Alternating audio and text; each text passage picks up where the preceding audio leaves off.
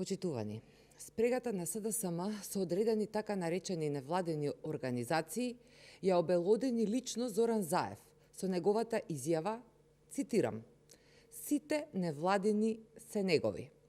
Впрочем, и самиот Заев ја потврди автентичноста на објавената снимка.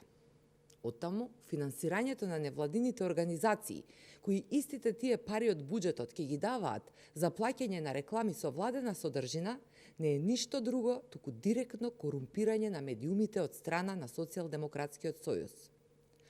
Она што власта не може да го прави директно, го прави преку НВО секторот и тоа представува дрско трошење на народните пари, кога во државата илјадници семејства немаат ни за леп.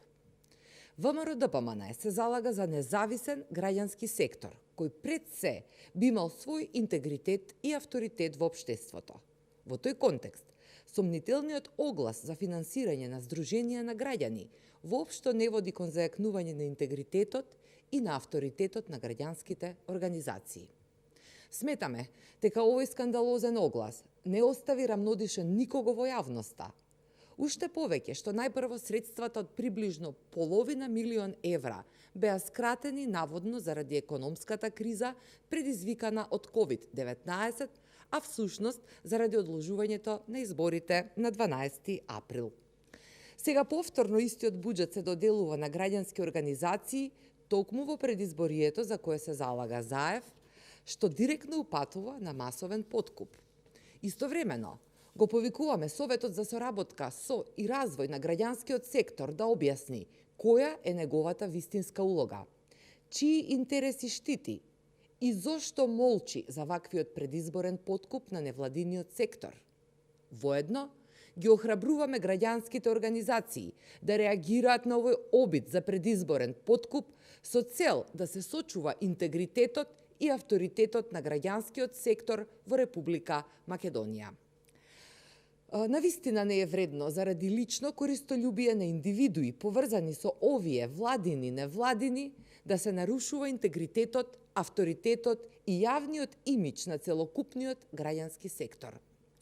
Зоран Заев и Социјалдемократскиот сојуз се оние кои го искомпромитираа и деградираа граѓанското општество.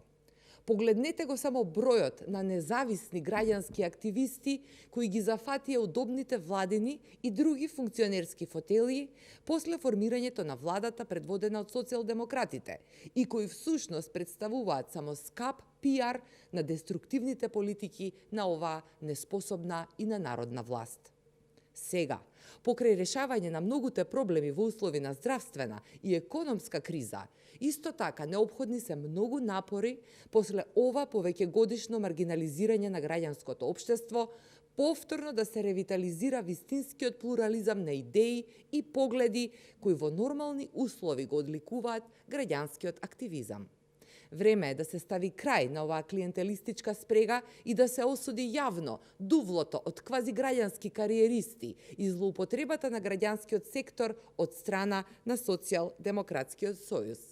Во наредниот период, ВМРО-ДПМН се обврзува да работи на поттикнување на избалансиран граѓански сектор, потполно независен и имун на злоупотреби од политичките елити.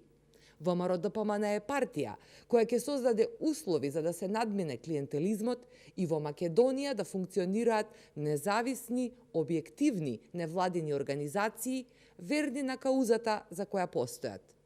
ВМРО-ДПМН во невладините организации гледа свој стратешки партнер со кој заеднички ќе работи на обновата на Македонија.